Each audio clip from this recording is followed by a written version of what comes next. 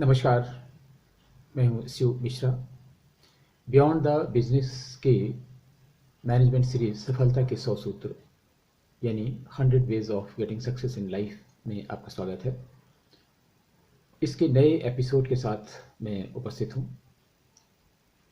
और अभी तक जो हमने देखा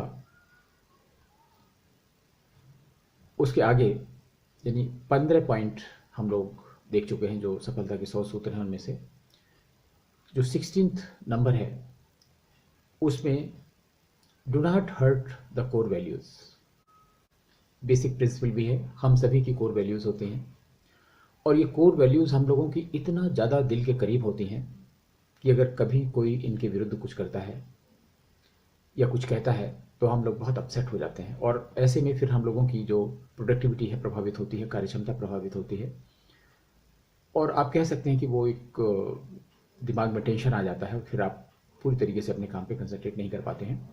so this is a kind of thing. It's a thumb rule that every person has his core values which are very very dear to him, and in case you hurt the core values of a person, he is naturally disturbed and he will not be able to perform as usual. So do not hurt the core values because people love them.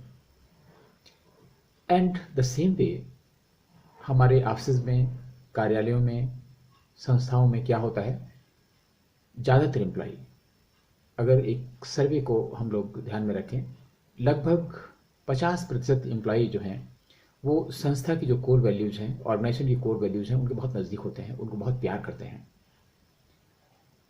और धीरे धीरे इस जो ये पद्धति है इसको दूसरे लोग भी देखते हैं और वो भी इसका अनुकरण करते हैं और ऐसी संस्था बहुत अच्छी संस्था मानी जाती है जिसमें उसके ज़्यादातर एम्प्लॉई, बड़ी संख्या में एम्प्लॉयज़ उसकी कोर वैल्यूज़ मानते हों, उनको प्यार करते हों। और ऐसी किसी संस्था में जहाँ कहीं भी ऐसे एम्प्लॉयज़ की संख्या ज़्यादा होती है, वैसे ज़्यादा होती सामान्यतः भारत में जितने भी संस्थान ऐसे हैं, ये हिंदुस्तानियों के दिल में बात होती है कि वो अपनी संस्था के प्रति बहुत वफादार होते हैं, उनकी जो कोर वैल्यूज़ हैं उनको फॉलो करते हैं, उनका रिस्पेक्ट करते हैं। ऐसे में अगर आप उस संस्था के जो ऑब्जेक्टिव हैं उस ऑर्गेनाइजेशन के, उनके विरुद्ध काम करते हैं तो आपके जो सबऑर्डिनेट्स हैं, जो दूसरे कुलीग्स हैं, वो आपके विरुद्ध खड़े हो जाएंगे और ऐसे में आपके लिए बहुत मुश्किल होगी। और फिर क्या होगा कि आपकी जो अपनी रिस्पेक्ट है उसको भी बहुत डेंट लगेगा।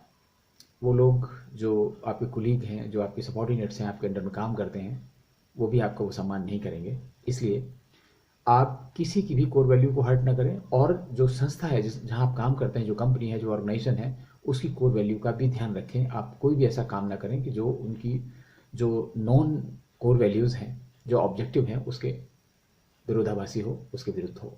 ऑफिस में हमने अक्सर देखा है कि लोग बहुत सारा काम, बहुत से लोग होते हैं सीनियर लोग, वो अपने पास रखे रहते हैं। उनको डर लगा रहता है करिए कोई दूसरा कर नहीं पाएगा इतने अच्छे ढंग से जितना अच्छे ढंग से वो काम कर रहे हैं और उस काम को सालों साल से वो ढो रहे होते हैं।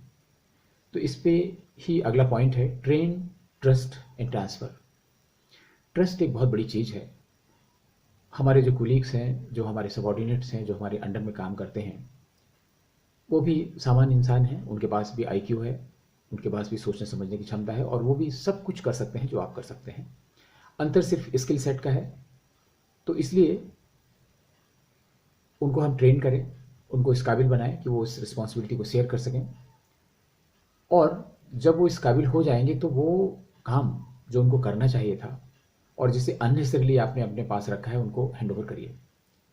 So do not keep unnecessary work with you because आपको ऐसा लगता है कि वो काम कर नहीं पाएंगे, काम गड़बड़ हो जाएगा, सीनियर्स क्या कहेंगे, हमारे बॉसेस क्या कहेंगे।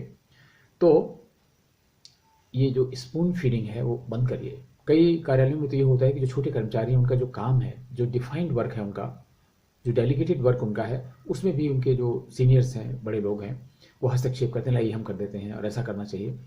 स्पून फीडिंग बंद करिए और देन ट्रस्ट देम कि वो ऐसा कर सकते हैं। फिर जो काम आपने रोक रखा है अपने पास, जिसमें आप लगे रहते हैं, ट्रांसफर दैट टू देम। और जब ऐसा होगा then you will have more time for you, for yourself and for improvement of your organization, making so many strategies, thinking innovatively and implementing certain new ideas, जिससे overall win win situation होगी सभी के लिए, संस्था के लिए, employees के लिए. सो delegation is very very important. So keep delegating the things. Own the mistakes and blame your self. ज़्यादातर देखा जाता है कि लोग अपनी गलतियों को स्वीकार नहीं करते हैं, और ख़ास तौर से ऑफिस में तो ये बात बिल्कुल होती है, जहाँ पे लोग अपनी गलती मानने के लिए तैयार ही नहीं होते हैं कभी. और जो भी कुछ अनहोनी हो जाती है, किसी गलती के कारण अगर कोई नुकसान हो गया है या कोई और एडवर्स सर्कमस्टेंसेस क्रिएट हो गई हैं, तो उसके लिए वो दूसरों को हमेशा दोषी ठहराते हैं और ये ब्लेम गेम शुरू हो जाता है. सरकारी कार्यालय में तो कई बार बड़ी बड़ी इन्वेस्टिगेशन शुरू हो जाते हैं और कुछ कर्मचारियों को अनावश्यक रूप से फंसा दिया जाता है छोटी छोटी चीज़ों में. So that is not good. Accept your mistakes. अगर कोई मिस्टेक आपसे हुई है तो इस पर स्वीकार करने में तो कोई समस्या नहीं है. And also take the responsibility of the outcome of that mistake. Do not blame others for result of mistake. इससे क्या होगा, जब आप अपनी मिस्टेक्स एक्सेप्ट करेंगे, although it is not very easy, but accepting mistake is great and needs courage and you need to be courageous. जब आप अपनी मिस्टेक एक्सेप्ट करेंगे और उससे जो आउटकम है, चाहे जितना बड़ा हो, अगर उसे एक्सेप्ट करेंगे तो जो दूसरे लोग हैं वो भी प्रेरित होंगे ऐसा करने के लिए. They will also learn to own the responsibilities and outcome of the mistakes. इसका अल्टीमेट रिजल्ट ये होगा कि जो टोटल मिस्टेक्स हैं आपके ऑर्गेनाइजेशन में, आपके ऑफिस में, डिपार्टमेंट में, उनका नंबर धीरे धीरे ऑटोमेटिकली कम हो जाएगा. बिकॉज सारे लोग अपनी इस रिस्पॉन्सिबिलिटी को समझेंगे, और जब कोई व्यक्ति अपनी मिस्टेक एक्सेप्ट करता है तो निश्चित रूप से उसमें सुधार करता है और वो उस मिस्टेक का रिपीटिशन नहीं होता है. ये एक साइकोलॉजिकल चीज़ है, इसलिए please do it. In any organization, whether it is a private, government, it's a commercial, non-commercial, everybody is a salesperson. छोटा कर्मचारी हो, बड़ा कर्मचारी हो, सभी सेल्स पर्सन हैं. सेल्स पर्सन का जॉब क्या होता है? चीज़ों को बेचना, उनकी खूबियाँ लोगों को बताना. यही काम है एक अच्छे सेल्स पर्सन का. लेकिन ऐसे संस्थाएं, ऐसे ऑर्गेनाइजेशन जहाँ पे जो कॉमर्शियल नहीं है, सरकारी कार्यालय हैं, तो वहाँ पे गुड आइडिया, जो मैनेजर्स हैं उनका काम ही है कि जो आप गुड आइडिया है जो इम्प्लीमेंट करना चाहते हैं अपने ऑफिस में फॉर ओवरऑल इम्प्रूवमेंट, उनको सेल करिए. So some people in commercial organization may be really sales person, but others will sell the ideas, and it is the responsibility of managers to sell the ideas. So be a good salesperson, but never do mis-selling. अगर अच्छे idea हैं तो लोगों की acceptability बहुत अधिक होगी, और अगर आइडिया अच्छा नहीं है तो लोग उसे स्वीकार करने से हिचकिचाएंगे. और ऐसे जो आइडिया अच्छे नहीं हैं, जिन्हें इम्प्लीमेंटेशन करने में मुश्किल है, जिनसे कोई बहुत फ़ायदा भी नहीं होने वाला है, ऐसे आइडियाज़ को ज़बरदस्ती मत थोपिए लोगों पर, मिससेल मत करिए. और जो कस्टमर्स हैं, मेक देम हैप्पी.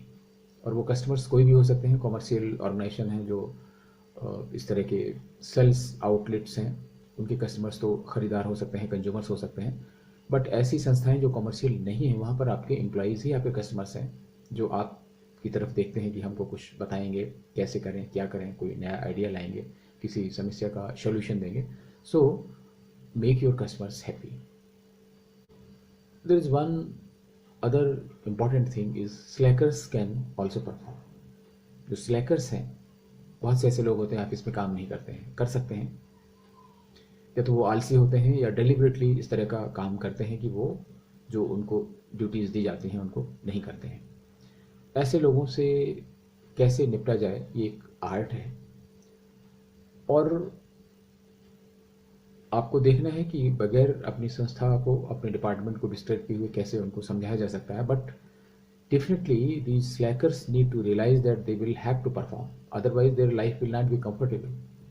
और जब ये लेसन उनको मिल जाएगा तो वो काम भी करने लगेंगे. अगर उनके पास कोई जेन्युइन समस्याएं हैं तब तो ठीक है, उनका समाधान किया जा सकता है, उनसे बात की जा सकती है, उनको सहायता की जा सकती है. लेकिन अगर सिर्फ ये उनकी आदत का हिस्सा है, the part of their personality, not performance, ना कुछ करना, तो फिर उनको निश्चित रूप से स्ट्रॉन्ग वर्डेड मैसेज जाना चाहिए, उनको ये रियलाइज होना चाहिए। और इसका इम्पैक्ट ये होगा कि जो स्लैकर है उसमें तो थोड़ा बहुत इम्प्रूवमेंट होगा ही, जो दूसरे लोग उस स्लैकर से लेसन ले रहे हैं और उसके देखा देखी में काम करना बंद कर रहे हैं, या उनकी जो परफॉर्मेंस है वो इम्पैक्ट हो रही है, वो रुक जाएगी, they will do efficiently. So that is also very very important.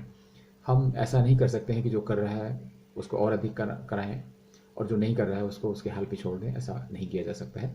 तो जो स्लैकर्स हैं they need to give in strong worded lesson and they should realize it, so that at least performance of other efficient person is not impacted. So this is all about this episode. Will be coming back in the next episode.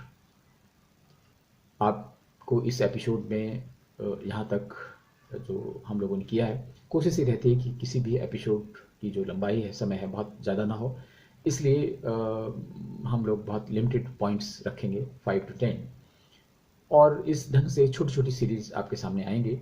सो अगली series में फिर आपके सामने उपस्थित होंगे कुछ नए points लेकर। तब तक के लिए आज्ञा दीजिए, नमस्कार।